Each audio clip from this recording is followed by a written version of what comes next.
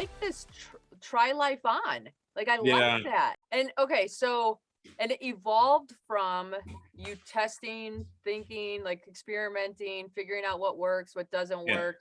And you've had like a really cool journey, right? I mean, you've done Yeah. all these different things. You're a police officer, an FBI agent, got into real estate investing, and now you're living your best life, is what I'm told. Like that's the thing that comes before I get introduced to you. Yeah, I was always, I'm 47. I didn't, when I started this crazy journey when I was 21, it really started at 15, but when I was 21, I kind of had this notion of like, I don't want to work like everybody else. I like to work. I work a lot, but I didn't like the notion of being controlled by other people, sitting in cubicles all day and all that.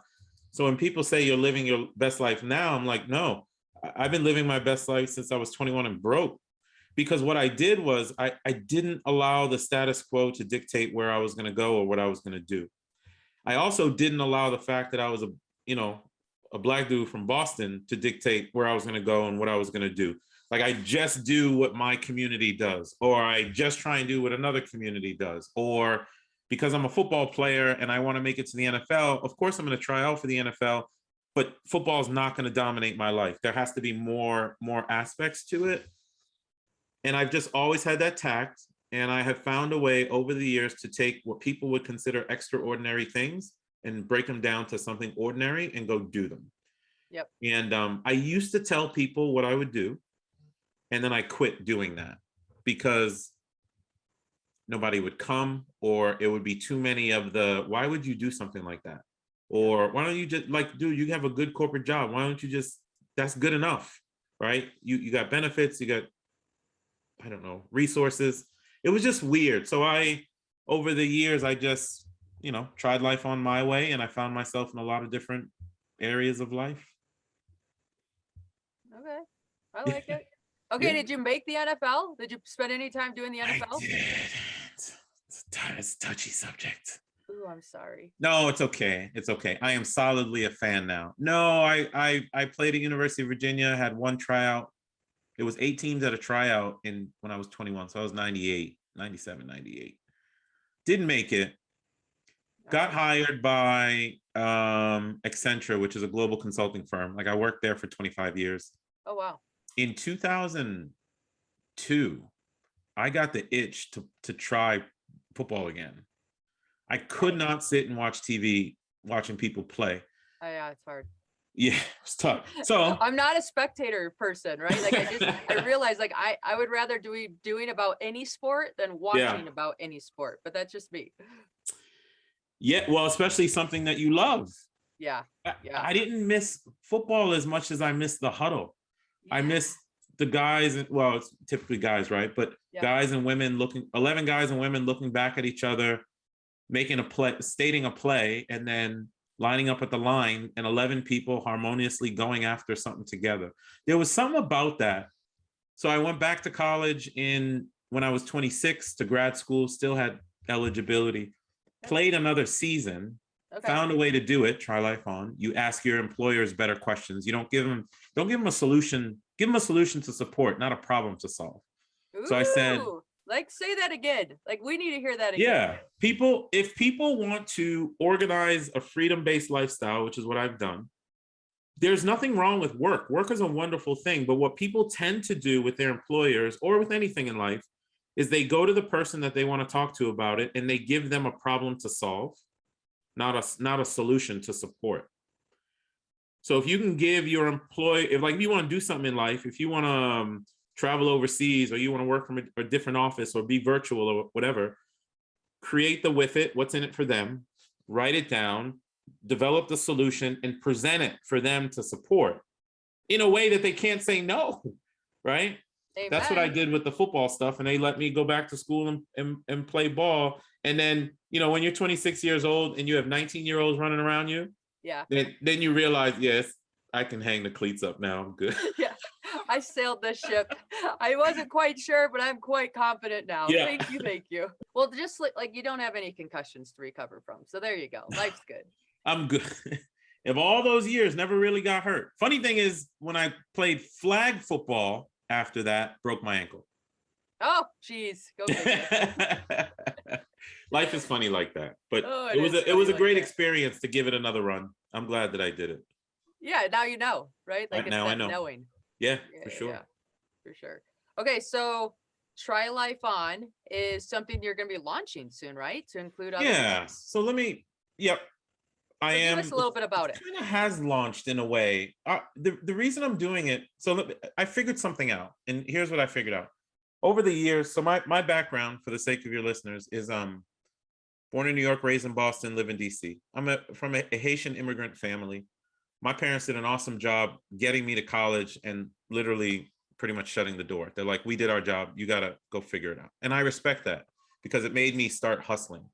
I found real estate when I was 21. Oh, you were because young. I was super young. I just randomly picked up Personal Finance for Dummies, the book. Awesome. Wanted to get my personal finances squared away. Found a passage in there that talked about passive income. What is this? And then, I think sometimes luck is when preparation meets opportunity. In 2002 was the beginning of a real estate cycle, a boom. I bought a place. 3 months later, the place next door sold for 30 grand more, same floor plan. My dad explained equity to me. Yeah. What the hell? You telling Free me money? Well, and someone's whole annual salary in a transaction. So what do you do back then when there's no Google, there's no Yahoo, there's not, you go to the library. So I just started going to the library and started realizing that really successful people put stuff in books. And the library became my friend. I was there every weekend. I bought a ton of real estate from 02 to 2015, about 35 single family homes, paid off 18 of them. So I had created this salary, which is wonderful. So I earned my financial freedom. It was very difficult because I was self-managing 35 places as far as 300 miles away, while being a full-time executive during the day and being a street cop, full-time street cop at night. And so you weren't busy. Nah. Basically, you're telling me like, wow, like let's dissect that a minute. Why were we booking every moment of every day? Life. I had aspirations, and when I got back so I was in the military too. I was a reservist there, so I was a little bit easier to control. But when I got back from 9/11, in the military, I was a federal agent for 22 years. And I was doing amazing stuff across the world post 9/11. And I got back to corporate life and I'm like, boring. I can't do this. I can't just sit here and look at a bottom line. I was out there saving people's lives and representing my country and being in a diplomatic position, all this type of crazy stuff. So I became a street cop. And I asked my job a better question. It's like, yo, I'm about to give up 80% of my salary to go be a street cop. I want to stay here and continue to support what we do, but I have this drive to go help local community. How can you support it? And they did. So that's how I started doing it all at once. It wasn't easy, but it was just this calling similar to yours of this is something that I have to do. And you know what, Jen? You remember I said I missed the huddle? Yeah. Being a police officer was a huddle because you would go to roll call and your shift mates would be at roll call and you would shoot the shit and kick it and then take off for Chipotle's and eat dinner together. And then you would break the huddle and you'd go out in the street and go help people. So I got my huddle back. That's why I did all those things. So those are examples of trying life on. I started a company in 2015, buying apartment complexes all over the US. Along the way, I traveled to 100 countries. 100? Yeah. What was your favorite? Turkey and Finland. Turkey and Finland. Yeah. Is Turkey safe to go to right now? Very, very, very. You don't want to go like Eastern Turkey down by the Syrian border or something. Not that anything would happen, but you're just putting yourself in crosshairs, if you will. But the country is just beautiful. I lived there for almost a year and I've been there maybe 40 times by now. Wow. Yeah. It's amazing. Yeah. Yeah. We might be best friends by the time of this and start traveling together. This is sounding good. But Turkey, Turkey's a great example. And here's what I mean by try life on. I think that humans, you are one of them. Humans have the capacity to make extraordinary ordinary. If I tell you that, hey, today's Wednesday, you know what? I'm going to get on a plane tomorrow. I'm going to go to Turkey and I'm going to sit there and I'm going to read a book for the weekend and fly back. That sounds insane to most people, but to me, it wasn't. I went to the library, picked up a book on travel hacking, started to realize that it was really important to make meaningful connections with people all over the world. I did. And I would just go do things like that. And that gave me the energy and the thought process to, what else can I do? What else can I experience? Where else can I go? And I just kept finding ways and tactics and tips at virtualizing my mail, only starting a business that's remote, etc., such that I could go do those amazing things around the world. That's what I mean by try life on. I like it. Yeah. So that's what you're going to help others do, like figure out ways for them, or tell me more about the program. Yeah. So this is the thing. You remember when you and I were in kindergarten, we used to dream a lot. We would dream, we would throw paint on the walls, we would color. We were very, very creative. I think that adults, we get into the work world and we do the rat race thing and we start to press repeat every day. Yeah. Adults have forgotten how to dream. Legit. Or play, right? Like I think play is something that we struggle with. Absolutely. We're way too serious. Yeah, we were out at Mount Logan in May. We did not summit, but we went out there and we literally are building snow forts to be able to put our tents in so that when the wind comes, the snow fort blocks the wind from hitting the tent and having the tent go, you know, like all tent sounds through wind the whole night. And I just remember stopping and thinking, what better way to spend today than being an adult, building a snow fort out in the middle of a plateau on my way up a mountain? Like, what else could I be doing that would make me this happy? Exactly. Like, this is fun. Like, this is life. Exactly. And people have forgotten to do that. So the way that I get people to do that again is I have them write down their perfect day in excruciating detail, with all the senses. What does it smell like? Where are you? What are you doing? If you're in the Mediterranean or if you're in Vail, Colorado or something like that. Don't go to Vail, you go to Park City. Or Park City. Okay, I won't. If you go to Park City or something, if that's where you want to be, what does it feel like? What are you doing at 7 a.m. in the morning?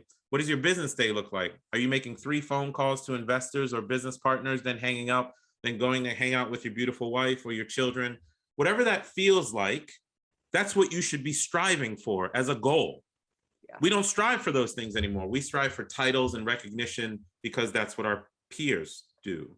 Right. So if you can understand what your perfect day is, there is a personal lifestyle blueprint that matches that. My lifestyle blueprint is I don't want employees. I want to be able to travel the world. I want to be mobile. I don't want to be brick and mortar, anything stuck. And then you build your business blueprint off of that. So when I built Quattro Capital in the background, we have no employees. I can pick up this computer and go to any place around the world, etc. Folks can actually build a lifestyle they don't need a vacation from. They just have to be very intentional about doing it. I like it. Yeah. Why the name Quattro? 4 pillars: people, property, profits, and philanthropy.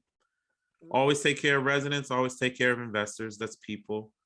Never going to be a slumlord. I'm always going to buy the right properties. I'm in affordable housing. You don't want the government to do affordable housing. That's called projects.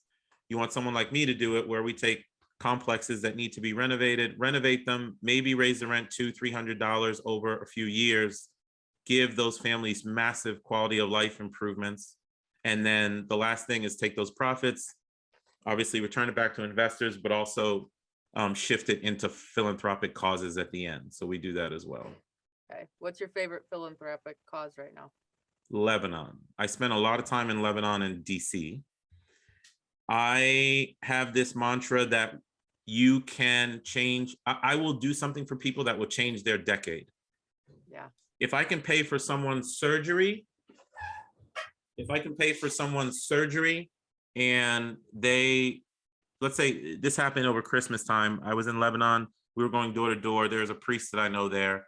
Families just need resources. So we would pay for people's surgeries. We would pay for their home. My oldest is autistic, so I'm very sensitive to those issues. But imagine being autistic in a country with no resources to support that. So I paid for a tutor, a personal tutor for a beautiful boy for 2 years that would go with him into school every day. So like a personal teacher. Yeah. I think that people can, I don't mind the United Way and organizations and all that. I get that. But what I want to do is literally be able to change someone's decade in a moment. So that's Yeah. what I do in philanthropic causes. No, I get it. I was in Pakistan this summer for my second attempt at K2. I did not summit the first time in 2021. And of course I was frustrated at the moment, but then can now look back on it and say, I wasn't supposed to, because by being able to go back a second time, it allowed me to go back with knowledge I didn't have the first time and make more possible.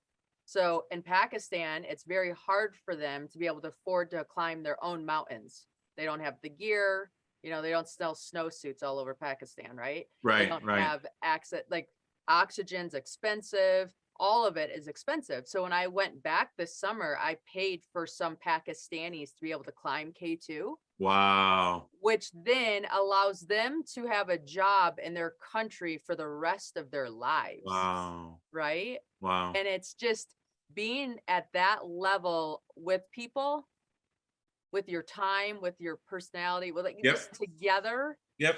That impact, like you said, has such a longer, I feel, impact that you can see, feel, touch, and experience than necessarily donating funds that get things done. Yeah, and there, you know, some people need to donate funds because that's what works for their lifestyle, and I'm good with that. Selfishly, I like to be connected to the people I have done something for because I get something out of it. I have made so many friends that way, and I get to see the joy that they have. It just makes me a better human. And now I kind of understand why, you know, wealthy people, wealthier people, whatever you want to call it, or people who just have some access to capital. I understand now why they give a bit, because it seems like the more we give or the more we do for people, the happier we become. Yeah. So I pride myself on it, and hence why next Monday I'll be on a plane back to the Mideast to go work on my philanthropy causes. But you know, we gotta have purpose of why we get up every day. I'm all good for making money on behalf of investors and Quattro and all that, but I there has to be more than just making money every day, and that's one of the ways that I do it. No, I like that. So you do not have 80 employees? No. Do you have any subcontractors that you want to have like help? Property managers, virtual assistants, a lot of ancillary people, but no one that I am directly grooming on a day-to-day basis, if you will. I just can't at this point in my life, and I think people should think about this. Some people leave the 9-to-5 and then go build a company. If the company is their passion, I totally get it. But sometimes people are leaving the 9-to-5 to go do something entrepreneurial, and they end up building another 9-to-5 that they're kind of stuck in. It doesn't make total sense. I understand the premise of it, but I think the design of it could be a lot better. The design for me was, how do I have the least amount of blueprint and have the max amount of mobility and flexibility to be able to go live a freedom lifestyle? So when I built Quattro with my amazing 4 partners, I gave my expectations about it. I don't want employees. I don't want to be in a building. I don't want Quattro's name in lights. I don't want us to have titles and promotions. And I understand policies and procedures will do that, but I am not building a conglomerate. What I'm building is a lifestyle business and the ability to help people. That's it. So if it's imperfect, I'm okay with it, as long as I can pick up this phone and the computer that I'm talking to you on and get on a plane tomorrow at 10 a.m. Sometimes I'll just go to the airport, travel hack, pick a destination, and I'll go for 4 or 5 days, because that's my way of like living my perfect day. So I just go do it, but I can't do it if there are 30 people at an office waiting for me in the conference room. Okay. That's well, how do you just go? How old are your children now? So I have a 22 and a 9. Okay. So yeah, my 9 is in school. He traveled. I mean, I don't know. He's been to 11 countries now or something like that. We just got back from, where did we just go recently? I can't remember. We're on our way to Norway though. Okay. Why Norway? Just because we have fixated on Norway to get back to the Arctic, and Greenland, because I don't know anything about Greenland. I want to go there just to see what it's about and all that. And you can get to Greenland through Norway. Okay. But yeah, so how do you do it with kids? I totally get that. And I was talking to one of my coaching students this morning, and I told her, I love my kids. And I know you have a basketball team of kids. I saw that. And I two was like, cheerleaders, woo! a basketball team and two cheerleaders. There's the Super 7, baby. I love it. And I think everyone's definition of home bliss is different and unique. And I think it's good. And what I've told my boys is, I am going to raise the shit out of you guys. I'm a very affectionate person, so they're tired of me kissing them all the time. But when dad needs to go do things, I need you to give me that space. Yep. So I need to be in Cyprus next week, and I need to go do my philanthropic stuff in Lebanon. Give me a week. I'll be right back. Over the years, obviously I had really good, like my son's mom was the best in supporting those types of things, because during the summer, Noah, you're done with school? Okay, pack it up. We're out. We're on the road. And his exposure to culture and language around the world is already starting to shape who he is, right? So my perspective is, I grew up in inner city Boston. I thought that's what life was. Right. And I referred to the being 15 years old thing. My father sent me to live with the exchange student who stayed with me the previous year from France. Okay. His so you dad, were exposed early. Big time. I was grateful. too. I was an exchange student when I was in high school. And once you get that travel bug, like, it doesn't leave. No, it doesn't, because you appreciate the world more. Where did you go? What? I went to Sweden. That's why I was wondering why you picked Norway. Yeah. It's funny though, because I wanted to go to like Brazil or South Africa or something like that. And they do this personality profile, and they picked Sweden because they felt it was a more equally gender country than some of the ones I had originally selected. Oh, okay. Right. Okay. And, it's a long time ago. So let's be honest. But you can match with the I look amazing Swedish. blonde hair. Come on, I blended in, right? 100%. Yeah. So, yeah. No, it's a great, it was a great experience for the most part. So but it definitely, my kids, I've taken them to, I try, because, it's hard when you do decent in the world, that to introduce your children to life, because this is my life. You have to earn your own, right? So I try to take, we've gone to Colombia and spent a month there. We've gone to poorer parts of Mexico to just give them exposure to different parts of the world. Yeah, and exactly. different ways of doing things. And I don't know, I think we get so rigid in our styles here, right? Yeah. No one knows what those Nike Jordans are when we're in Pakistan. Nobody cares. Okay. Nobody, but how beautiful for kids to see that nobody really cares about that type of stuff. People are just trying to live, or they have a different mindset around this particular physical item or this particular style of work. They need to see that. They need to see. I think it just helps people, or it helps kids round themselves out. But I like good old US of A too. Oh yeah, no, I'm glad this is home. I'm glad back and this be the home base. Yeah. But it's awesome to travel, and it's just awesome to just experience different ways, and then allow yourself to say, does this work for me or does this not work for me? And oh my goodness, I was worried about charging my iPhone, and a lot of the world worries about fresh water. Okay. Right. How do we even get water to the house? Yeah. It gives, and that's the thing, right? It has given me perspective and empathy for all kinds of people, all walks of life. People are just wonderful. I agree. I just feel that way. Yeah, no, I know. And I think that's why I'm in this pursuit, right? You realize, we only get one life, people, one time. I thought we had time. And then when I got in that car accident, I realized it could be taken from me at any moment. So I had to make the most of right now. Stop waiting. Live your life and do you, and be unapologetic. Yep, absolutely. So you've got it. You are trying life on your way. Yeah. I hope when people see what you are doing, which I've actually shared with a ton of people now. Oh, thank you. We need examples like you, but also I want examples like you to become normalized.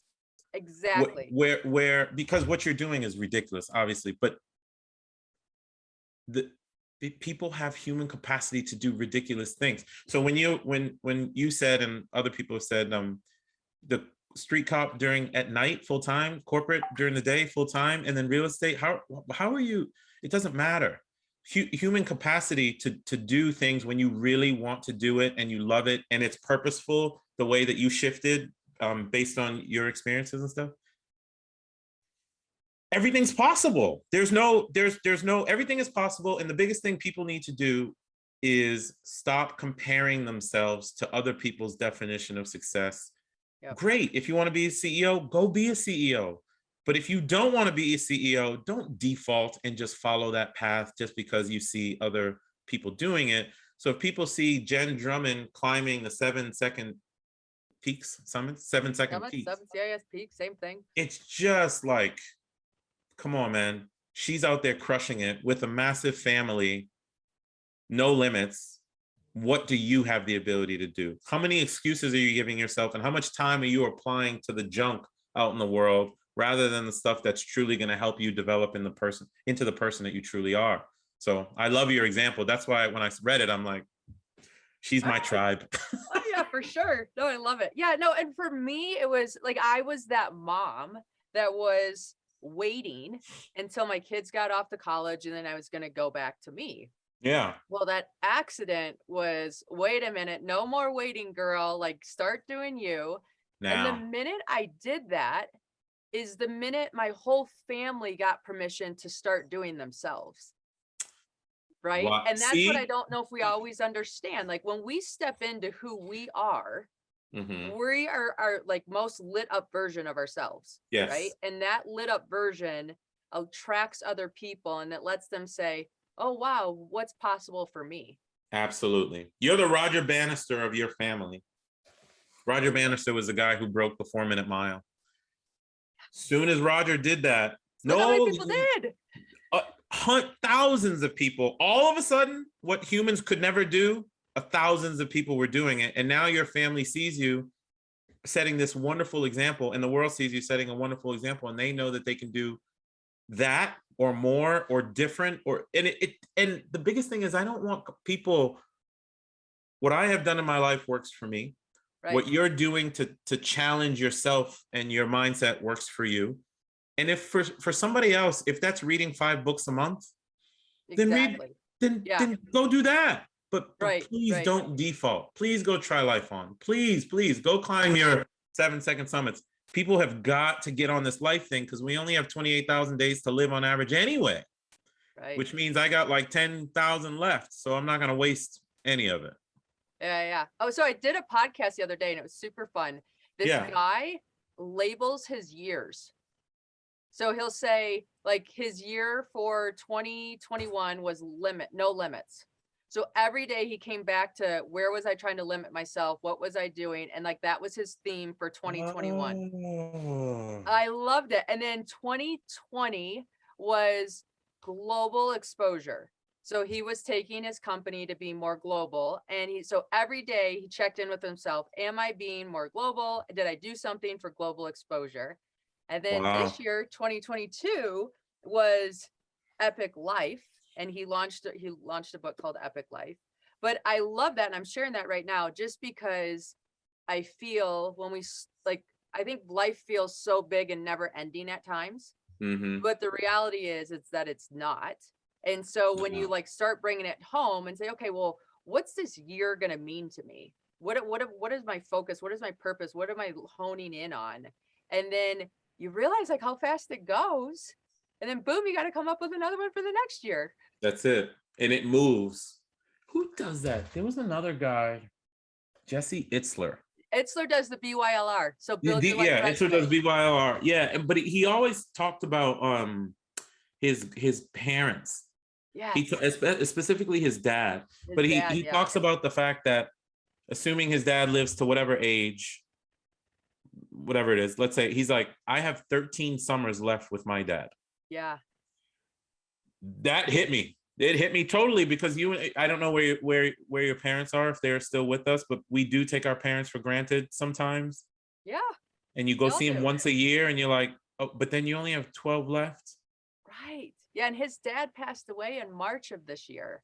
Oh, did And he did pass. he Oh, did pass this March. And then Jesse's been doing this whole thing about summer hard, right? Like summer hard. And for some people who have these, I don't know, I like it on one level, and another level me is like, no, the whole year hard or the whole year easy, like whatever that balance is. But I don't want to just I don't want to just focus on one part of the year. I want to focus yeah, on the whole year, right? But I yeah. get the concept of like your kids are out of school. It's easy to focus on like we're gonna do summer big, hard, and intentional because you guys all go back into the system. Summer hard, really. I didn't catch that from him, but he's a pretty amazing guy in his own right. Oh yeah, for sure. Yeah, summer hard. Cool. It's I fun. love it. See, we're like-minded. We are. Okay, so you're gonna head to Norway, and the purpose of that trip is to see Global the Arctic exposure. Circle. It's just global exposure. You Global know, the 2019, I did the same thing with Finland. I ended up in the Arctic 5 times. You like cold? Or do you like warm? No, I don't like cold. I'm from Haiti. I like We warm. don't do cold, darn it. No, but what I do like is learning something and being in the beginner's mindset. So I knew nothing about obviously the Arctic, but I found it, on the first trip, I made a ton of friends. I'm always trying to connect with people. Like I will take the business card of a taxi driver and only call him because Yep. I want to get to know people, right? Yep. But I met native Swami people. Wow. Swami people are our equivalent of Native Americans. Okay. And I was like, well, what happened? Can you tell me? And they were telling me all these horrific stories of their land being taken from them. And I won't get into the politics of it. But what I loved about it was here I am, Black dude from Boston, who's now in Arctic Finland, eating reindeer, by the way, in Arctic Finland, talking to a man about his cultural heritage and learning something that was never presented to me in any textbook in any school that I. So what else in there? What else in the world is there to know that you and I were not exposed to? Right. Right. I was so intrigued by that man that I went back 5 times, not to go experience the cold. I'm good with the cold. It wasn't that. It was that he was willing to open his life up to me and introduce me to people, cultural, have dinner, break bread.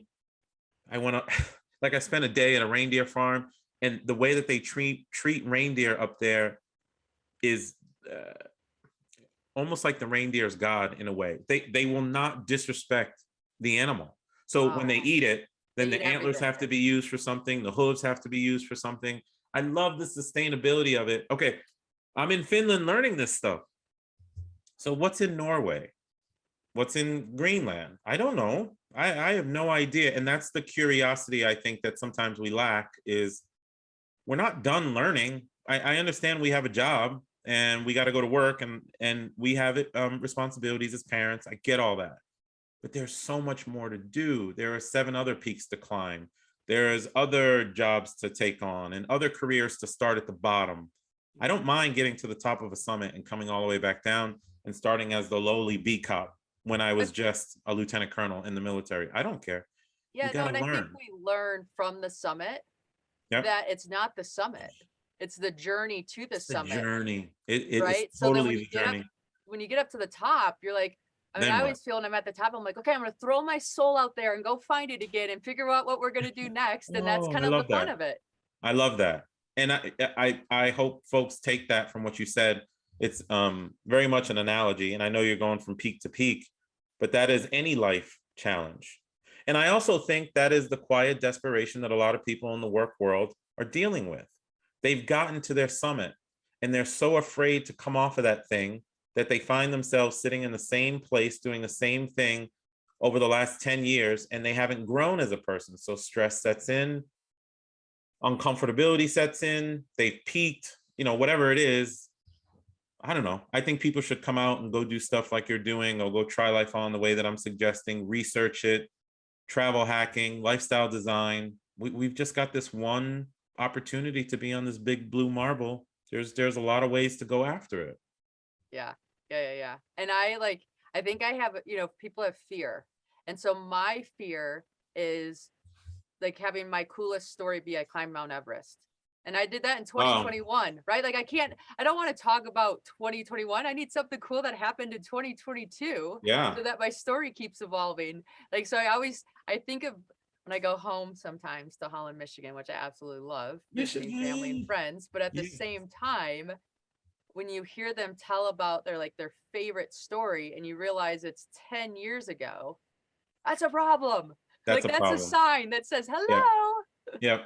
Yeah. That is a problem. And I guess I'm not dealing with it now. I guess police officer, military guy, consulting guy, all those stories per se, I'm very happy I didn't allow them to define who I was as a person. They're just like all the stuff you've done, running your company and doing the summits and being an amazing mom and having experiences. Those are all pieces of you. Right. They just make up pieces of you. You can go.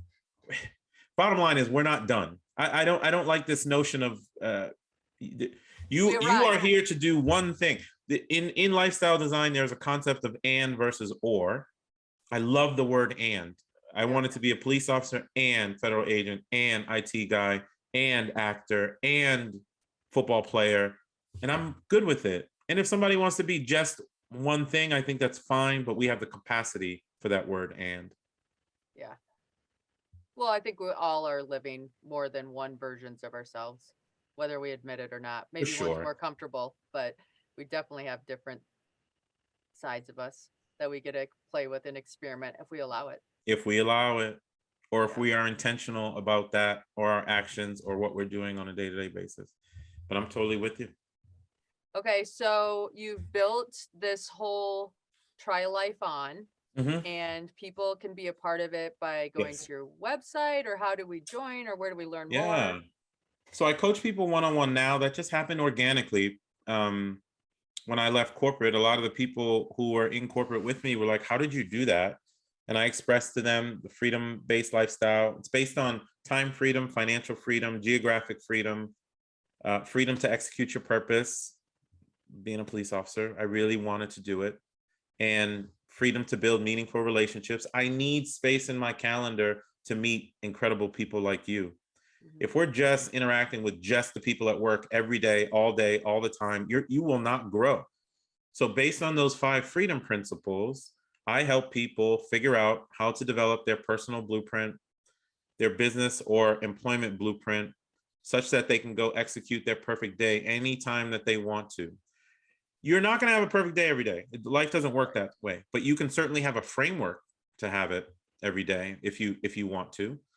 And so I've coached people one-on-one, and the demand has gotten so high that I can't keep up, and I'm grateful. It was never a money thing. I'm doing fine financially. It was my way of helping people break the system.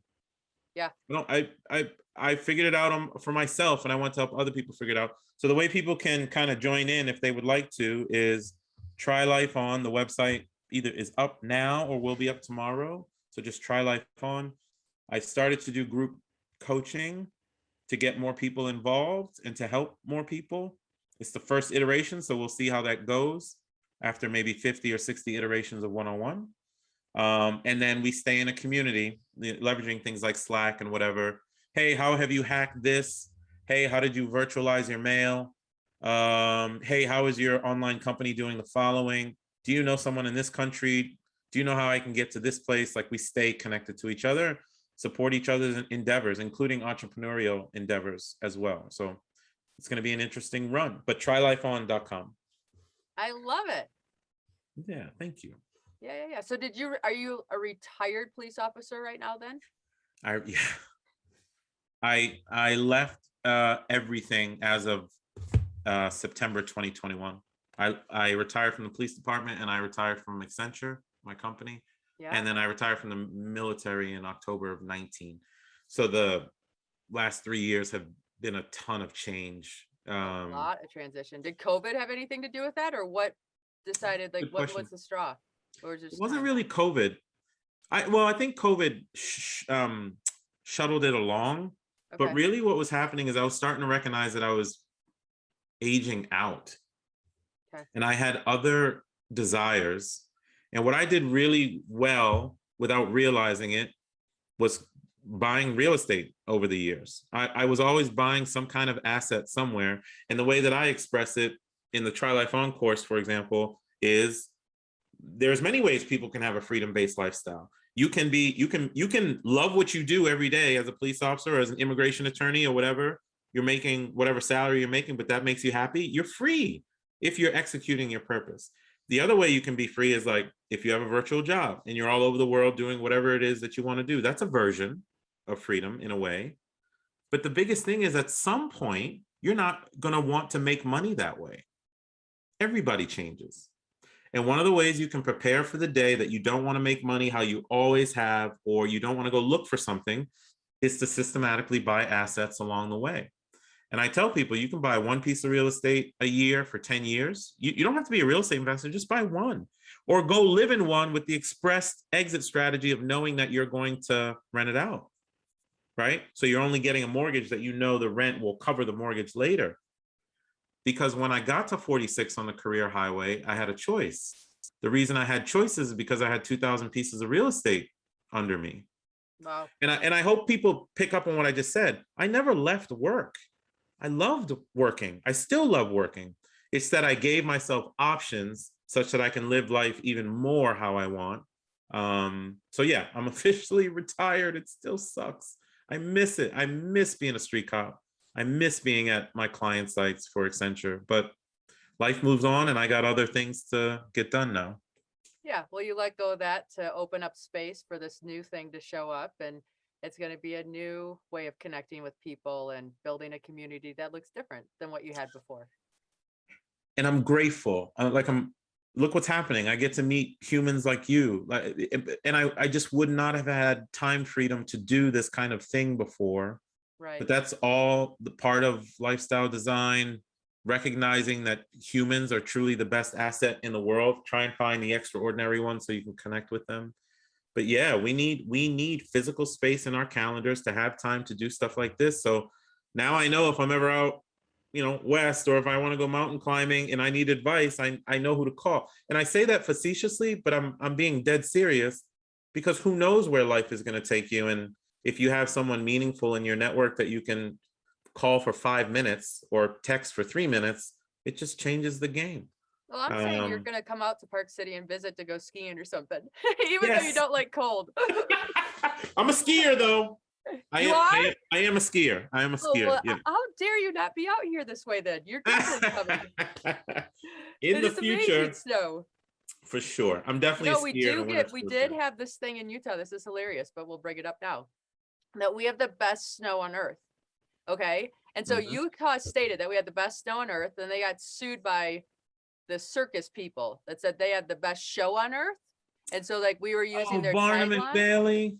Yes. Okay. So we got sued by that. So then the University of Utah did research on the snow, because if it's a fact, it's not stealing somebody else's slogan, and proved that because we're an elevated desert and we have water that turns into snow, our snow is typically 3% water. So it's this light, white, fluffy powder. So it is the best snow on earth. So we won the lawsuit. Oh, really? Yes. Utah, the best snow on earth. Now that's going to stick in my mind anytime I think about going skiing in Maryland. What? You are not even allowed to compare the two. Are you kidding me right now? I wouldn't compare Utah to anything, but that's all I got. got. Global traveler, and you're going to go to Maryland for skiing. All right, my friend. I appreciate you. I don't want to. Yes, I appreciate you. I appreciate everything you shared with everybody today. You're just a bundle of happiness. Around happy people. I try. Excited to share. Yeah, if anyone ever wants to interview me or just talk and shoot the shit, as long as it's not football Sunday where I get all maniacal, I'm usually smiling like this. Unless wait, do you do that? Like they have the football where you buy squares. Oh, fantasy football? Fantasy football. Yeah, do you do that? I retired myself from it. I can't do that. It's too stressful. I was the amount of mental energy I was spending on fantasy football, I could have built another company or something like that. Like, I'm not doing that anymore. But in all seriousness, I appreciate it. And any happiness you see coming from me now is because I get exposed to someone like you. And then we get to share our stories together to hopefully inspire someone else to live their version of what you and I are doing. So I'm just grateful. Like, I just want people to go live their life, try life on, do things more intentionally, and you give a platform for people to help people. So I appreciate you. Yeah. All right, listeners, do you hear the love? It's coming from both of us, supporting you, cheering you on, and hoping that you live your best life. So thank you for your time today, and we'll see you again soon.